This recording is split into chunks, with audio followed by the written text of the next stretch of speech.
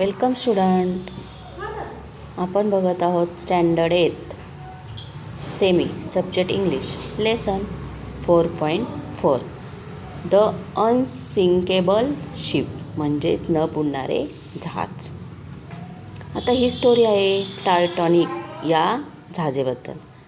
या जहाजेबद्दल तर सर्वांनाच माहिती आहे. टायटॅनिक हा पिक्चर होता. तर ते जहाज कसे होते, मग ते काय काय घटना घडल्या, ते न बुडणारे जहाज पण कसे बुडले, हे सर्व स्टोरी आपल्याला या लेसनमध्ये पाहिजे आहे. Let us see the unsinkable ship. न बुडणारे जहाज. On 10th April 1912 the largest luxury ship in the world set sail from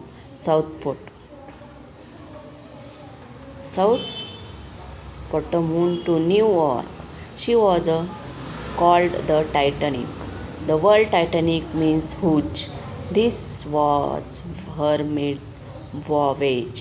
That is her first voyage. She set out across the Atlantic Ocean and she carried more than 2,000 passengers. The Titanic was like a floating town. म्हणजे बघा, दिनांक 10 April 1912 जगातील सर्वात मोठ्या आलिशान जहाजाने इंग्लंडमधील साऊथहॅम्प्टनहून New York येथे जाण्यासाठी प्रस्थान ठेवले. त्या जहाजाचे नाव होते टायटॅनिक. टायटॅनिक या शब्दाचाच अर्थ आहे अतिविशाल. हुज म्हणजे काय? अतिविशाल. या जहाजाचा हा पहिला जलप्रवास होता, म्हणजे पहिल्यांदाच जलप्रवास चाललेला होता. आपल्याबरोबर 2000हून अधिक प्रवासी घेऊन अटलांटिक महासागर पार करण्यासाठी ते निघाले होते. टायटॅनिक जणू एक तरंगते शहरच बनले होते. म्हणजे एक असं शहरच, एवढं आवाढव्य ते टायटॅनिक जहाज होते. Everyone called the Titanic the finish ship in the world. Everyone was proud of her. She was as tall as a building with 15 stories. Inside she was like a largest hotel with grand staircase, dining rooms, shops and swimming pools. सर्वजण त्या Titanic जगातील सर्वोत्कृष्ट जहाज म्हणून नावाजत होते. सर्वांना त्याचा अभिमान वाटत होता. एकदा 15 मजली इमारत एवढी त्याची उंची होती. त्याचा अंतर्भाग जणू एखाद्या प्रचंड मोठ्या हॉटेलसारखा होता. भव्य जिने होते, विशाल भोजनगृहे होते, दुकाने आणि तरणतलावही सर्व त्या जहाजेवर होतं. Every thought that the Titanic could never sink. They called her the unsinkable ship. The ship's builders were so sure of this that they put only a few lifeboats on the ship. Titanic हे कधीच न बुडणारे आणि असे प्रत्येकाला वाटत होते. न बुडणारे जहाज असे संबोधले जात होते. जहाजाची बांधणी करणाऱ्याही त्याबद्दल एवढी खात्री होती की त्यांना फारच जीवन संरक्षण बोटीची जहाजावर व्यवस्था केली होती. म्हणजे सगळ्यांना 100% खात्री होती की हे कधीही जहाज बुडू शकणार नाही. म्हणून त्या जहाजेवर जीवन संरक्षण ज्या बोट असतात त्या थोड्याच होत्या. The journey was very comfortable. The passengers were proud because they were traveling in the best ship in the world. They felt safe. प्रवास खूपच आरामदायी होता. जगातील सर्वोत्तम जहाजातून प्रवास करीत असल्याचा प्रवाशांना अभिमान वाटत होता. त्यांना सुरक्षितही वाटत होते. Then came the night of 14 April. The sky was clear and the sea was calm. Many of the passengers were asleep. Captain Smith knew that there were icebergs nearby, so he told a man to keep a watch from the top of the ship. Suddenly at 11:40 p.m. the man saw something. He grew cold with fear. A huge iceberg stood right in the path of the Titanic. Iceberg high yard. आणि बघा, मग 14 एप्रिलची रात्र आली. आकाश निरभ्र होते आणि समुद्रही शांत होता. बरेचसेच प्रवासी निद्राधीन झालेले होते. जवळपास कुठेतरी हिमनग आहे असे कॅप्टन स्मिथला माहीत होते. त्यामुळे त्याने एका व्यक्तीला जहाजाच्या टपावरून त्यावर लक्ष ठेवण्यास सांगितले होते. अचानक रात्री 11:40 वाजता त्या व्यक्तीला समोर काहीतरी दिसले आणि तो भीतीने गारठला. एक अतिप्रचंड हिमनग टायटॅनिकच्या वाटेत उभा ठाकला होता. हिमनग तो जोरात ओरडला. Captain Smith fought hard to steer the Titanic away from the iceberg, but the ship changed direction slowly and her side scored the mountain of ice, shore of ice fell on the decks, and the iceberg cut holes along the ship's side. Water began to pour into the lower decks. Most passengers heard nothing and slept on. Captain स्मिथने टायटॅनिकला हिमनगापासून दूर नेण्यासाठी प्रयत्नाची पराकाष्ठा केली, पण जहाजाने अतिशय संथपणे आपली दिशा बदलली आणि त्याची एक बाजू हिमनगाला घासली गेली. जहाजाच्या वरच्या मजल्यावर मोठा हिमवर्षाव झाला आणि जहाजाच्या एका संपूर्ण बाजूला हिमनग छेद देऊन गेला. खालच्या मजल्यावर जोरात पाणी आत शिरू लागले. कित्येक प्रवासी झोपेत असल्यामुळे त्यांना काहीच समजले नाही. म्हणजे अक्षरशः जहाजाचा एक भाग धडकला गेला हिमनगला आणि तुटला गेला आणि त्यामुळे पाणी आत शिरले. तिथे झोपलेले लास्टच्या मजल्यावर झोपलेले लोक ते झोपेतच होते, त्यामुळे त्यांना काहीही समजले नाही. Captain Smith and his crew could not stop the water floating through the ship. They knew the Titanic was a great danger.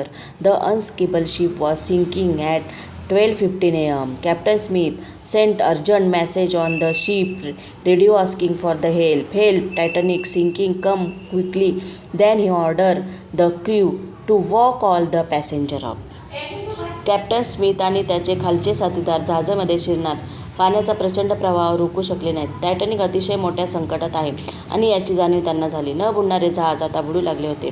12:15 captain स्मिथने जहाजाच्या रेडिओवरून मदतीसाठी आणीबाणीचे संदेश पाठवायला सुरुवात केली. वाचवा, टायटॅनिक बुडत आहे, वाचवा त्वरित. त्यानंतर त्याने आपल्या कर्मचाऱ्यांना सर्व प्रवाशांना उठवण्याचे आदेश दिले. The ship called the California was only 20 miles away, but she did not receive Titanic's message. Her radio was turned off and her radio operator was asleep. The California नावाचे जहाज फक्त 20 मैलावर होते, पण त्याला टायटॅनिकचा संदेश मिळाला नाही, कारण त्यांच्यावरचा रेडिओ बंद होता आणि रेडिओ चालक झोपला होता.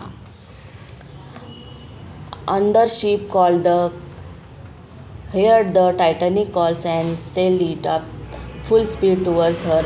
Unfortunately, the captain was far away and she took over their horse to reach the Titanic. आणखीन एका कॅपेथिया नावाच्या जहाजाने टायटॅनिकच्या हाका ऐकल्या आणि अतिजलद वेगाने त्यांच्या दिशेने येण्यास निघाले. परंतु दुर्दैवाने कॅबिन तेव्हा खूप लांब अंतरावर होते, त्यामुळे टायटॅनिकपाशी पोहोचण्यास त्यांना 3 तासापेक्षा अधिक वेळ लागला. Meanwhile, the Titanic was sinking rapidly. The crew lowered the lifeboats into the sea, but there was only enough space in the boat for a few hundred passengers. The Titanic had more than 2,000 people on board. The ship began to tilt into the sea. People began to jump from the decks into the ice-cold water. दरम्यान Titanic जलद गतीने बुडू लागले होते. खलाशांनी जीवन संरक्षण बोटी समुद्रात उतरवण्यास सुरुवात केली, मात्र केवळ काहीशे प्रवाशांना नेता येईल एवढीच त्याची क्षमता होती. टायटॅनिकवर त्यावेळी 2,000पेक्षा जास्त प्रवासी हजर होते. जहाज समुद्रात झुकायला लागले होते. लोक कठड्यावरून खाली समुद्राच्या बर्फासारख्या थंड पाण्यात उड्या टाकू लागले. With its lights still shining, the Titanic stood upright for a few minutes. Then at 2:20 a.m. on 15 April, she vanished into the sea. About 1,500 people drowned. Captain Smith and most of his crew went down with the ship.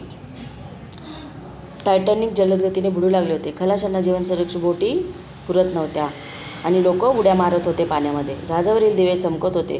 तोवर Titanic काही मिनिटे समुद्रात ताठ उभे होते. मात्र 15 एप्रिलच्या रात्री 2:20 ते समुद्रात पूर्णपणे दिसेनासे झाले. जहाजावरचे जवळजवळ 1,500 लोक बुडले. कॅप्टन स्मिथ आणि त्यांचे बरेचसे कर्मचारी जहाजाबरोबर पाण्याखाली गेले. The captain arrived at 3:40 a.m. The ship crew found the lifeboats and saved 700 people in them.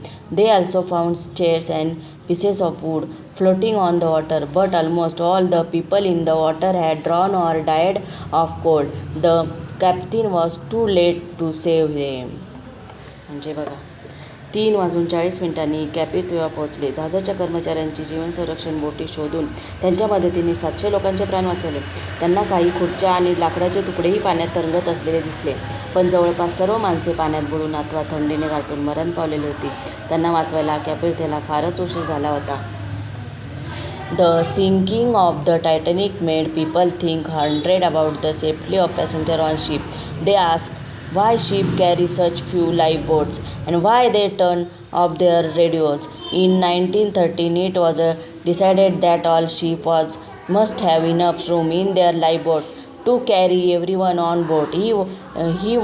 Was also decided that sheep must keep their radio working every hour of the day and night.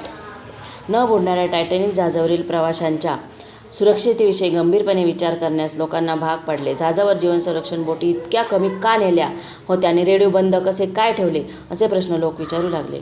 1913 मध्ये प्रत्येक जहाजावरील सर्व प्रवाशांना नेता येईल एवढी क्षमता असलेल्या जीवन संरक्षण बोटींची व्यवस्था असली पाहिजे असे निश्चित केले गेले. तसेच जहाजांनी आपला रेडिओ दिवस आणि रात्री प्रत्येक तास चालू ठेवले पाहिजेत असेही ठरवण्यात आले. In 1985, scientists sent a submarine to look for the wreck of the Titanic. They found the ship laying into the piece on the ocean floor at a depth around 4,000 meters. Took photographs of the wreck and brought small parts of it to the surface of the water. 1985 मध्ये शास्त्रज्ञांनी टायटॅनिकचे भग्नावशेष शोधण्यासाठी म्हणजे तुटलेले भाग पाणीबुडी पाठवली. त्यांना ते जहाज समुद्राच्या तळाशी जवळपास 4,000 मीटर खोल 2 तुकडे असलेल्या अवस्थेत आढळले. त्यांनी त्या सांगाड्याचे फोटो काढले आणि त्याचे काही लहान भाग पाण्याबाहेर आले. एप्रिल 1912च्या या भयंकर रात्रीच्या अनेक साहसकथा प्रचलित आहेत. 1998 मध्ये दिग्दर्शक जेम्स कॅमेरॉन यांनी टायटॅनिकच्या या पहिल्या प्रवासावर आधारित एक गाजलेला चित्रपट निर्माण केला. तो अतिशय गंभीर करणारा चित्रपट आहे. तो चित्रपट पाहून बाहेर पडणाऱ्या जवळपास प्रत्येक व्यक्तीच्या डोळ्यात अश्रू येतात. हा लेसन इथे संपलेला आहे. तुम्ही क्वेश्चन आन्सर आणि हार्डवर्ड्स लिहायचे आहेत. थँक्यू.